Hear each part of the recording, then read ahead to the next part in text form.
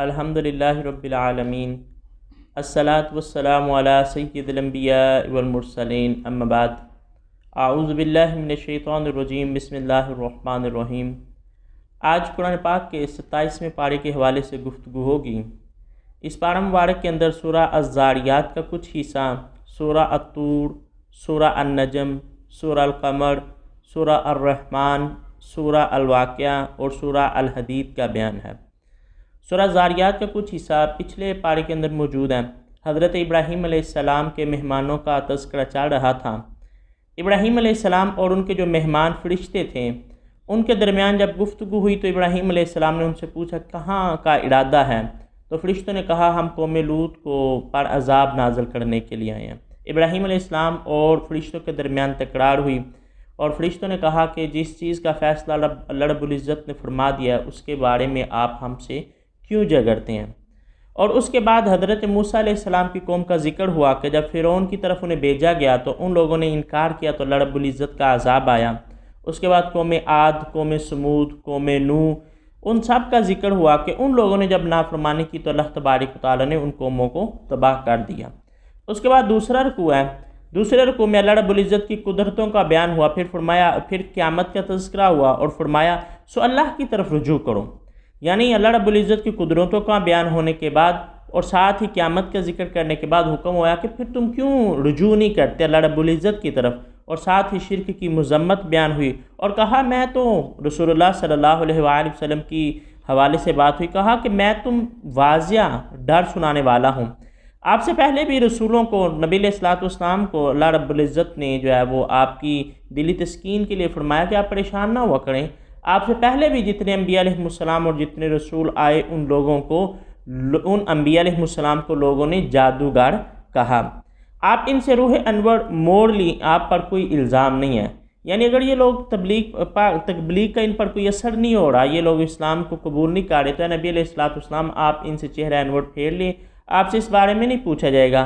آپ سمجھائیں آپ مومنین کو، بے شک مومنین کو سمجھانا جو ہے ان کو نفع دیتا ہے۔ پھر رب کائنات نے قرآن پاک کی وہ مشہور آیات، اس کا ذکر فرمایا وَمَا خَلَقْتُ الْجِنَّ وَالْإِنسَ إِلَّا لِيَعْبُدُونَ، ہم نے جنوں اور انسانوں کو محض اس لیے پیدا فرمایا کہ تاکہ یہ عبادت کریں۔ اس کے بعد سورہ طور مکی صورت ہے، 2 رکوعات اور 49 جو ہیں آیات پر مشتمل ہے۔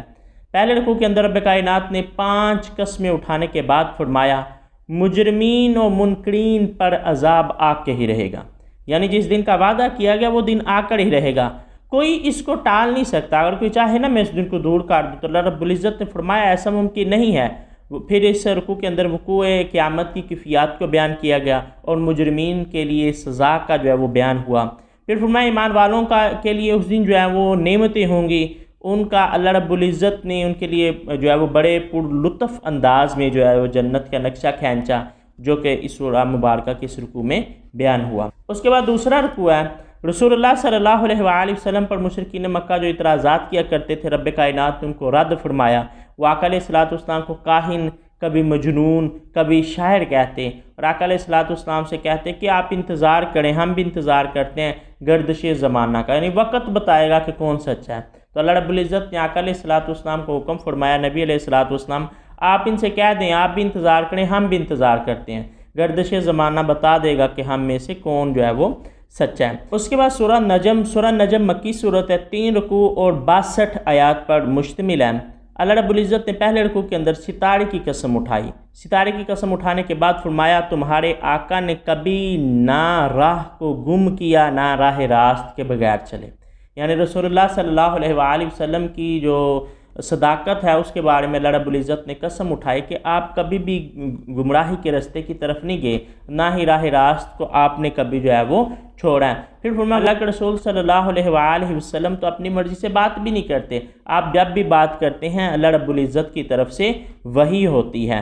پھر اس کے بعد تفصیلاً جو ہے وہ معراج کے واقعے کا بیان ہوا۔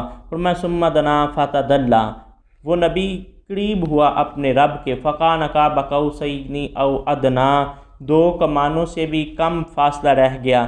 پھر ان کے درمیان جو 2 کلام فاوحیٰ الی عبدہ ما اوحیٰ، پھر اس رب نے اپنے بندے کی طرف وحی کی جو اس نے وحی کی، یعنی ان دونوں کے درمیان جو راز کی باتیں ہوئیں وہ وہی جانتے ہیں۔ پھر اللہ رب العزت نے فرمایا آپ کے قلب نے اس کی نہ تکذیب کی نہ آنکھوں نے.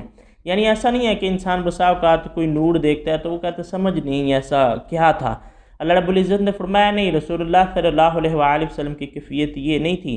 جو آپ دیکھ رہے تھے آپ کی آنکھیں بھی اس کو دیکھ رہی تھیں اور آپ کا دل بھی اس کی تصدیق کر رہا تھا. دل اور آنکھوں کے اندر کوئی اختلاف نہ تھا. پھر رب کائنات نے فرمایا کہ کیا تم جھگڑا کرتے ہو جو انہوں نے دیکھا؟ تم لوگ اختلاف میں پڑ گئے کہ انہوں نے کیا دیکھا؟ بے شک انہوں نے دوسری بار اسے سدرۃ المنتہا کے پاس دیکھا جو جنت الماوا کے پاس ہے. اس نے سدرۃ المنتہا کو ڈانپ لیا اور اس وقت بھی آپ کی نظر نہ کج ہوئی نہ بہکی. یعنی اللہ کے رسول صلی اللہ علیہ وآلہ وسلم نے اس وقت بھی اپنے رب کو اپنے روبرو جو ہے وہ دیکھا. بے شک آپ نے اپنے رب کی نشانیوں میں سے بڑی نشانی کو دیکھا. یعنی اللہ کے رسول صلی اللہ علیہ وآلہ وسلم کو جو معجزات عطا کیے گئے ان میں سے ایک یہ بڑا معجزہ تھا. پھر مشرکین کے نظریات کا رد فرمایا گیا کہ لات، عزا اور وہ مونس دیوی منات جو ہے یہ نام تم نے خود ہی رکھ لیے ہیں، تم نے اور تمہارے آباء و اجداد نے، ان پر تو کوئی دلیل نازل نہیں ہوئی، تم نے محض اپنے ظن کی پیروی کی ہے. کیا انسان کے لیے تم یہ سمجھتے ہو کہ کیا انسان کے لیے وہی کچھ ہے جو اس نے خواہش کی؟ حالانکہ ایسا نہیں ہے. یقیناً دنیا اور آخرت کا مالک اللہ رب العزت کی ذات ہے. اس کے بعد دوسرا رکوع ہے. دوسرے رکوع کے اندر کفار جو ہیں وہ فرشتوں کی عبادت کرتے تھے، اس لیے اللہ رب العزت نے فرمایا کہ فرشتوں کو بھی قیامت کے دن اجازت نہیں ہوگی کہ اپنے رب کے ہاں وہ کسی کی سفارش کر سکیں. ہاں جس کے لیے اللہ رب العزت چاہے گا اس کو اذن دے گا. پھر خالق کائنات نے فرمایا یہ فرشتوں کے لیے عورتوں کے سے نام رکھتے ہیں، عورتوں جیسے نام ان کے لیے جو ہے وہ استعمال کرتے ہیں، حالانکہ اس کے بارے میں بھی ان کے پاس کوئی دلیل موجود نہیں ہے کہ فرشتے جو ہیں وہ مؤنث ہیں. اس حوالے سے بھی ان کے پاس کوئی دلیل موجود نہیں ہے. زمین و آسمان کا مالک اللہ ہی ہے، وہ نیک لوگوں کو جزا دے گا اور برے لوگوں کو سزا دے گا. پھر فرمایا وہ لوگ جو کبیرہ گناہوں سے بچتے ہیں اور بے حیائی کے کاموں سے بچتے ہیں ماں سوائے چھوٹے گناہوں کے، یعنی صغیرہ گناہ ان سے سر زرد ہو جاتے ہیں لیکن کبیرہ گناہوں سے بچے رہتے ہیں تو اللہ رب العزت کی مغفرت وسیع ہے. پھر خالق کائنات ان کے صغیرہ گناہوں کو بھی معاف فرما دیتا ہے. اللہ کے رسول صلی اللہ علیہ وسلم کی حدیث سے ثابت ہے کہ دو نمازوں کے درمیان، ایک جمعے سے دوسرے جمعے کے درمیان، ایک رمضان سے دوسرے رمضان کے درمیان اگر انسان گناہ کبیرہ سے بچتا رہے تو رب کائنات صغیرہ گناہوں کو بغیر توبہ کیے بھی معاف فرما دیتا ہے. پھر اللہ رب العزت نے بڑی خوبصورت بات بیان کی. فرمایا تم اپنی پارسائی کی بات نہ کرو. یعنی انسان جو ہے اس کے اندر تکبر کے اوصاف پیدا ہوتے ہیں. انسان کہتا ہے جی میں بڑا حاجی ہوں، میں بڑا نمازی ہوں، میں بڑا مبلغ ہوں، میں بڑا واعظ ہوں، میں بڑی تقریر کر لیتا ہوں، میں یہ کر لیتا ہوں، میں غنی ہوں. اللہ نے فرمایا ایسا نہ کہو. اللہ جانتا ہے تم کو اس وقت سے جب تم ماں کے پیٹ کے اندر تھے. یعنی یہ تم ریاکاری کر کے اپنے مال کو ضائع نہ کرو. جہاں تک اللہ رب العزت کی ذات کا سوال ہے تو وہ تو تمہیں اس وقت سے جانتا ہے کہ جب تم ابھی ماں کے پیٹ کے اندر تھے. اسے تمہاری نیتوں کا بھی پتہ ہے اور اسے تمہارے اعمال کی بھی خبر ہے. اس کے بعد تیسرے رکوع کے اندر اللہ رب العزت نے فرمایا کیا آپ نے نہ دیکھا اس شخص کو کہ جس نے منہ موڑا اور تھوڑا سا مال دیا اور روک لیا. اس کے بارے میں مفسرین اکرام نے کہا کہ یہ آیت جو ہے ولید بن مغیرہ کے بارے میں نازل ہوئی. ولید بن مغیرہ جو ہے وہ اسلام قبول کرنے والا تھا کہ اس سے ایک بندے نے کہا کہ تم اسلام کیوں قبول کرتے ہو؟ ولید بن مغیرہ نے کہا کہ اللہ کا عذاب آئے گا، دوزخ میں میں ڈالا جاؤں گا، اس لیے قبول کرتا ہوں. وہ شخص کہنے لگا کہ اگر ایسا ہوا نا تو تمہارا عذاب میں اپنے سر لے لیتا ہوں، لیکن اس کے بدلے میں تم مجھے اتنی دولت دو. ولید بن مغیرہ نے کہا ٹھیک ہے میں تمہیں اتنی دولت دیتا ہوں، لیکن رب کائنات نے فرمایا اس نے کچھ مال دیا پھر اس نے ہاتھ روک لیا. یعنی جتنا اس نے وعدہ کیا تھا اتنی دولت نہ دی. یہاں تک ولید بن مغیرہ کی مذمت بیان ہوئی، لیکن آگے جو ہے اللہ رب العزت نے وہ شخص جو ضامن تھا اس کی مذمت کی.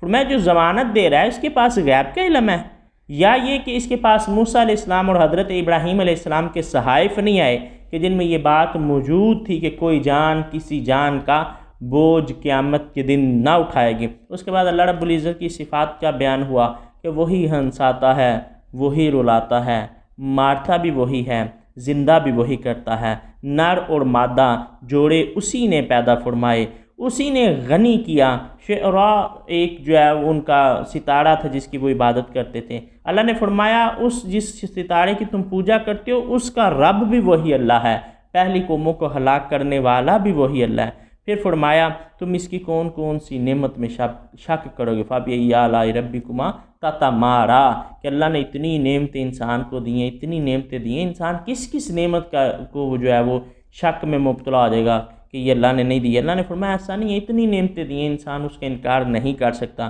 پھر فرمایا قیامت قریب آ گئی، کیا تم اس کلام پر تعجب کرتے ہو، ہنستے ہو، روتے کم ہو؟ اللہ رب العزت نے فرمایا انسان کے دل کے اندر خوف خدا پیدا ہو جانا چاہیے، کیونکہ قیامت اب قریب ہے اور انسان کا رونا زیادہ اور ہنسنا کم ہو جانا چاہیے۔ تو پھر اللہ رب العزت نے فرمایا سو اللہ کے لیے سجدہ کرو اور اسی کی عبادت کرو۔ یہ آیت کریمہ جو ہے یہ آیت سجدہ ہے، جب اس آیت کی تلاوت کی جائے گی تو سننے والوں پر سجدہ تلاوت واجب ہو جائے گا۔ یہاں پر اس سورہ کا جو ہے وہ اختتام ہوا۔ اس کے بعد سورہ القمر مکی صورت ہے، 3 رکوعات اور 55 آیات پر مشتمل ہے۔ پہلے رکوع کے اندر رب کائنات نے فرمایا قیامت قریب آ گئی اور چاند 2 ٹکڑے ہو گیا، یعنی رسول اللہ صلی اللہ علیہ وآلہ وسلم کا ایک بہت بڑا معجزہ کہ جس میں آقا علیہ الصلوۃ والسلام نے انگلی کے اشارے سے چاند کو 2 ٹکڑے کاٹ دیا، اس کی طرف اشارہ ہے۔ فرمایا اللہ کے رسول صلی اللہ علیہ وآلہ وسلم نے فرمایا میں اور قیامت اس طرح ساتھ ساتھ ہیں، یعنی میرے بعد کوئی نبی نہیں، میری امت کے بعد کوئی امت نہیں ہے، اب قیامت کے انتظار کرو۔ رب کائنات نے فرمایا چاند بھی اب 2 ٹکڑے ہو گیا، اب قیامت جو ہے وہ قریب آ گئی ہے۔ لیکن کفار جب بھی کوئی نشانی دیکھتے ہیں تو منہ میں موڑ لیتے ہیں اور کہنا شروع کر دیتے ہیں یہ تو جادو ہے، یہ جادو چلا آ رہا ہے۔ یعنی اللہ کے رسول صلی اللہ علیہ وسلم نے اتنا بڑا معجزہ دکھایا کہ ان کی آنکھوں کے سامنے چاند کو 2 ٹکڑے کر دیے، لیکن انہوں نے کہنا شروع کر دیا جی نہیں ہماری جو ہے وہ نظر بندی کر دی ہے۔ اے نبی علیہ الصلوۃ والسلام آپ بھی ان سے منہ موڑ لیں، پس قیامت کے دن یہ خوف زدہ ہوں گے، آنکھیں نیچی کیے ہوئے ہوں گے اور کہیں گے کہ یہ تو بڑا سخت دن ہے۔ اللہ رب العزت نے فرمایا نبی علیہ الصلوۃ والسلام آج ہی یہ انکار کر رہے ہیں، لیکن قیامت کے دن اس دن کی سختی کو دیکھیں گے تو کہیں گے یہ تو بہت بڑا دن ہے۔ نوح علیہ السلام کا واقعہ بیان ہوا کہ نوح علیہ السلام کی قوم نے انکار کیا، انہوں نے اللہ رب العزت سے دعا کی تو آسمان نے مینہ برسایا، زمین نے پانی کو اگلا، کشتی والے صرف محفوظ رہے۔ فرمایا یہ نصیحت ہے مگر اس شخص کے لیے جو نصیحت کو قبول کرنے والا ہے۔ پھر قوم عاد کا ذکر ہوا کہ انہوں نے انکار کیا تو ہم نے ان پر سخت ٹھنڈی ہوا جو ہے وہ چلائی، وہ ایسے گر رہے تھے جیسے کھجور کے جڑ کٹے تنے جو ہیں وہ زمین پر گرتے ہیں۔ تو پھر فرمایا کیسا ہے ہمارا عذاب اور ہمارا ڈر کا سنانا۔ اس کے بعد دوسرا رکوع شروع ہوا ہے۔ دوسرے رکوع میں رب کائنات نے قوم سمود کا ذکر کیا، اونٹنی کا معجزہ ان کے لیے پیش کیا گیا۔ وہ اونٹنی پانی پی جاتی تھی، ایک دن قوم کے لیے پانی مخصوص تھا، لیکن ان بعد وقتوں نے اس اونٹنی کو قتل کر دیا تو اللہ رب العزت کی طرف سے ایک کڑک آئی جس سے وہ قوم جو ہے وہ تباہ ہو گئی۔ تو پھر رب کائنات نے فرمایا کیسا ہے ہمارا عذاب اور کیسا ہے ہمارا ڈر سنانا۔ اس کے بعد قوم لوط کا ذکر ہوا کہ قوم نے جب ان فرشتوں کی طرف بڑھنے کی کوشش کی تو فرشتوں نے پار مار قوم کی آنکھیں جو ہیں وہ اندھی ہو گئیں، تو پھر اللہ رب العزت نے ان پر پتھر برسائے، حضرت لوط علیہ السلام اور ان کے اہل خانہ کو وہاں سے نکال لیا۔ پھر فرمایا کیسا ہے ہمارا عذاب اور کیسا ہے ہمارا ڈر کو سنانا۔ اس کے بعد تیسرا رکوع اس میں فرعونیوں کے انجام کی بات ہوئی اور فرمایا کفار مکہ تم کیا سمجھتے ہو کہ تم ان کافروں سے بہتر ہو، کہ تم کیا سمجھتے ہو کہ وہ کم طاقتور تھے اور تم زیادہ طاقتور ہو؟ ایسا نہیں ہے۔ قیامت کا ذکر ہوا اور اللہ رب العزت کی قدرت کا بیان ہوا۔ فرمایا آخر میں فرمایا کہ متقین جو ہیں وہ جنت میں ہوں گے، سچی عزت والے قادر پروردگار کے پاس، قادر بادشاہ کے پاس۔ یہاں اس سورہ مبارکہ کی خاص بات یہ ہے کہ اس کے اندر جتنی بھی آیات ہیں وہ لفظ را پہ جو ہیں وہ ختم ہوئی، یعنی جتنی جہاں بھی آیت آئی اس کے آخری جو لفظ تھا وہ حرف تھا وہ را کا اللہ رب العزت نے استعمال فرمایا۔ اور دوسرا اس صورت کے اندر 4 مرتبہ رب کائنات نے اعلان فرمایا وَلَقَدْ يَسَّرْنَا الْقُرْآنَ لِلذِّكْرِ فَهَلْ مِن مُّدَّكِرٍ، کہ ہم نے اس قرآن کو سمجھنے کے لیے آسان کر دیا، ہے کوئی سمجھنے والا؟ یعنی دعوت فکر دی جا رہی ہے، دعوت نصیحت دی جا رہی ہے کہ لوگوں آ جاؤ ہدایت کو قبول کر لو اگر تم سمجھنا چاہتے ہو۔ اس کے بعد سورہ الرحمن کو قرآن کی زینت بھی کہا گیا اور مکی صورت ہے، 3 رکوعات اور 78 آیات پر مشتمل ہے۔ اس سورہ مبارکہ کا انداز بڑا خوبصورت ہے۔ 78 میں سے 31 آیات یعنی 31 مرتبہ رب کائنات نے یہ فرمایا فَبِأَيِّ آلَاءِ رَبِّكُمَا تُكَذِّبَانِ، کہ تم اپنے رب کی کس کس نعمت کو جھٹلاؤ گے۔ اور قرآن کا انداز اتنا خوبصورت ہے کہ ایک سورت جس کے 3 رکوع ہیں، 78 آیات ہے، اس میں 31 دفعہ یہی جملہ آ گیا۔ لیکن اس کے باوجود انسان اکتاہٹ کا شکار نہیں ہوتا، بلکہ اس کی دلچسپی جو ہے وہ مزید بڑھ جاتی ہے۔ یہ قرآن کا ہی اعجاز ہے کہ اس میں انسان کے لیے اتنی زیادہ اٹریکشن رب کائنات نے رکھ دی۔ پہلا رکوع رب کائنات نے فرمایا رحمان وہ ہے کہ جس نے قرآن سکھایا، اور یقیناً قرآن ہم انسانوں کو، عام انسانوں کو نہیں سکھایا، بلکہ آقا علیہ الصلوۃ والسلام کو اللہ رب العزت نے قرآن سکھایا، انسان کو تخلیق کیا اور تعلیم دی۔ رسول اللہ صلی اللہ علیہ وآلہ وسلم کی تعلیم، آپ کو قرآن پڑھانا، آپ کو قرآن یاد کروانا، محفوظ رکھنا، یہ ساری ذمہ داری رب کائنات نے اپنے ذمہ لی۔ پھر فرمایا سورج اور چاند اپنے اپنے مدار کے اندر تیر رہے ہیں، بیلیں اور درخت یعنی وہ پودے جو قد جن کا باہر نکلتا ہے اور اپنے تنے پر وہ کھڑے ہوتے ہیں، اور وہ جو زمین کے ساتھ لپٹ جاتے ہیں، رب کائنات نے فرمایا دونوں قسم کے جو ہیں وہ سجدہ کرتے ہیں اپنے رب کو۔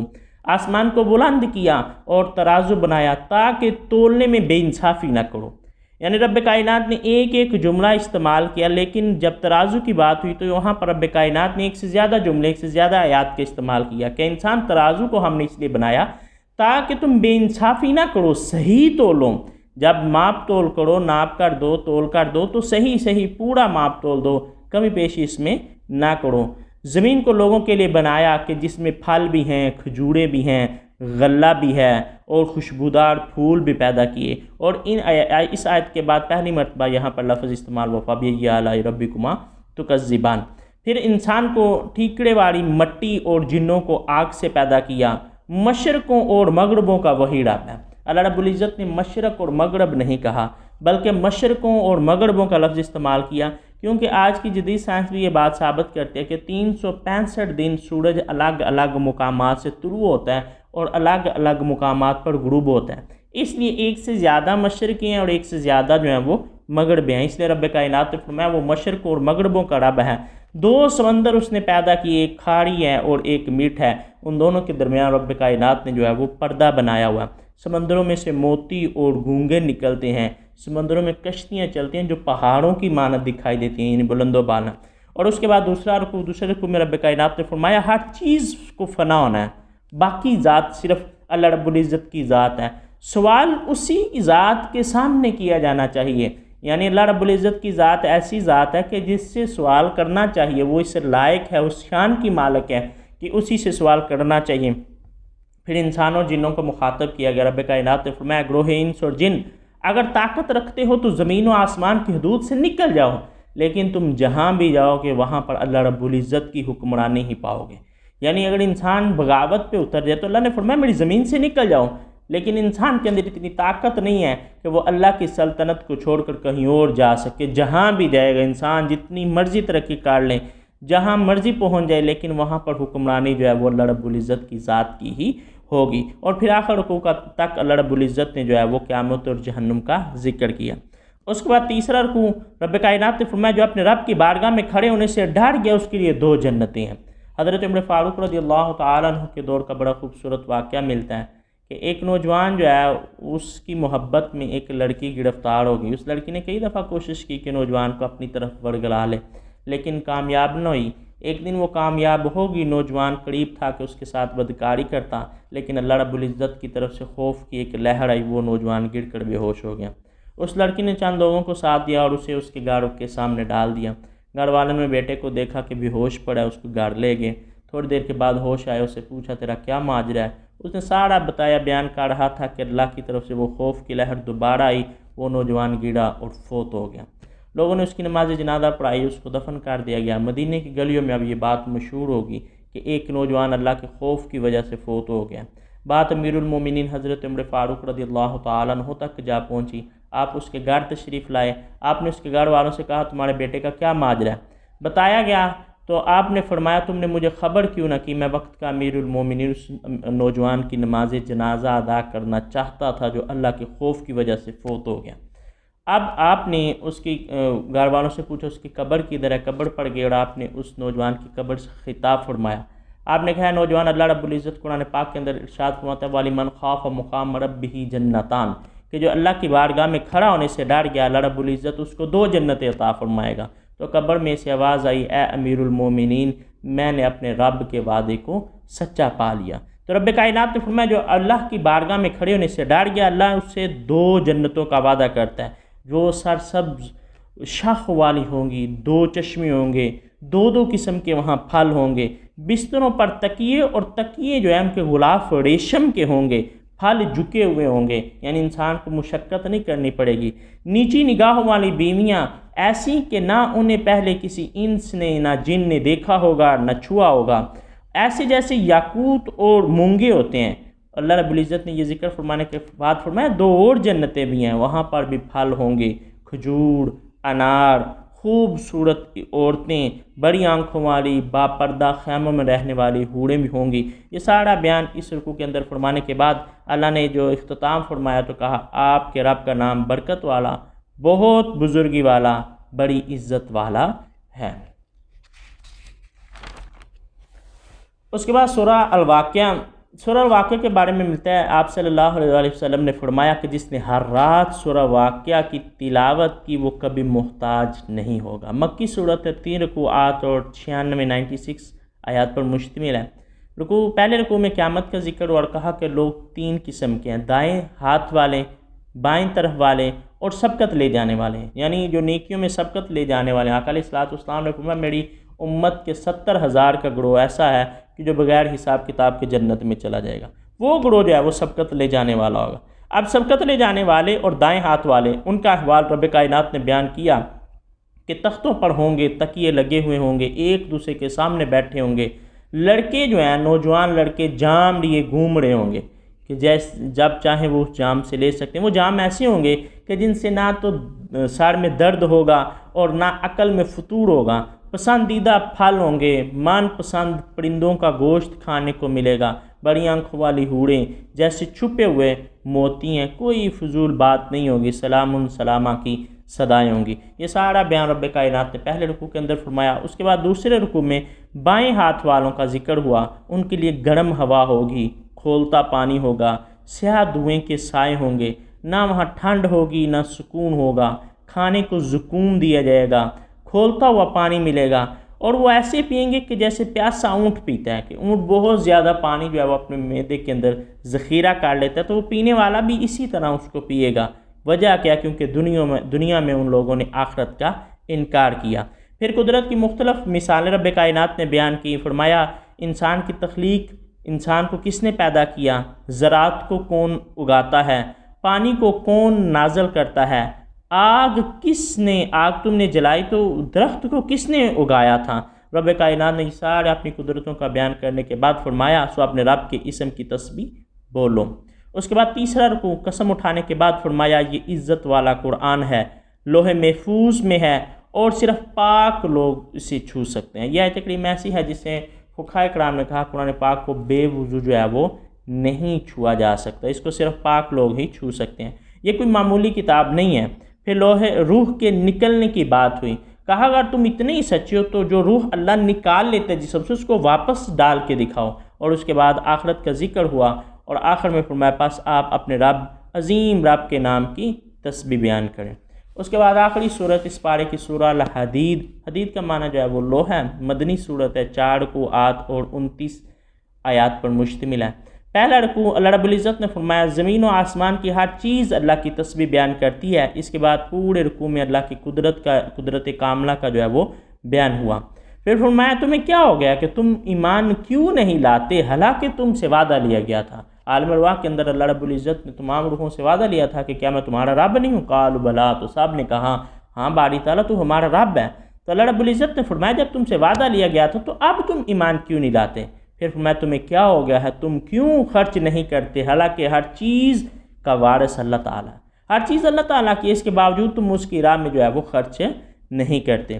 اس کے بعد دوسرا رکوع ہے اللہ رب العزت کو قرض حسنہ دو، وہ کئی گنا بڑھا کر تمہیں جو ہے وہ واپس دے دے گا۔ پھر مومن عورتوں اور مردوں کے آگے اور دائیں نور ہوگا۔ قیامت کا ذکر ہوا کہ مومن مرد اور عورتیں جو ہیں ان کے آگے بھی نور ہوگا اور ان کے دائیں طرف بھی نور ہوگا۔ منافقین اور کفار ان سے کہیں گے کہ اپنے نور میں سے کچھ حصہ ہمیں بھی دو، تو مومن مرد کہیں گے کہ تم پیچھے دیکھو۔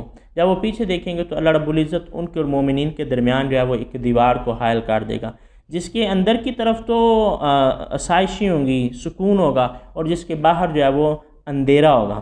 یعنی مفسرین اکرام فرماتے ہیں مومنین کا یہ کہنا پیچھے دیکھو اس سے مراد یہ تھا کہ نور تو دنیا میں سے لے کر آنا تھا، وہ سمجھیں گے کہ شاید ابھی ہم پیچھے دیکھیں شاید پیچھے سے کوئی نور ملے گا، لیکن جب وہ پیچھے دیکھیں ان کے درمیان ایک جو ہے وہ پردے کو حائل کر دیا جائے گا۔ پھر اللہ رب العزت نے ایمان والوں کو مخاطب کیا، فرمایا کہ ابھی تک ان پر وہ وقت نہیں آیا کہ مومنین کے دل نرم ہو جائیں اللہ کے ذکر کے لیے۔ یعنی اتنا قرآن پاک کو دیکھیں بھی 27ویں پارے پہ ہم پہنچ گئے، تو اتنی آیات اور اتنا کچھ پڑھنے اور اتنی کمالات دیکھنے کے بعد، قرآن کے اعجاز کو سننے کے بعد بھی اگر انسان کا دل نرم نہیں ہوا تو کب نرم ہوگا؟ اللہ رب العزت نے فرمایا کیا ایمان والوں پر ابھی وہ وقت نہیں آیا کہ ان کے دل نرم ہو جائیں اللہ کے ذکر کے لیے؟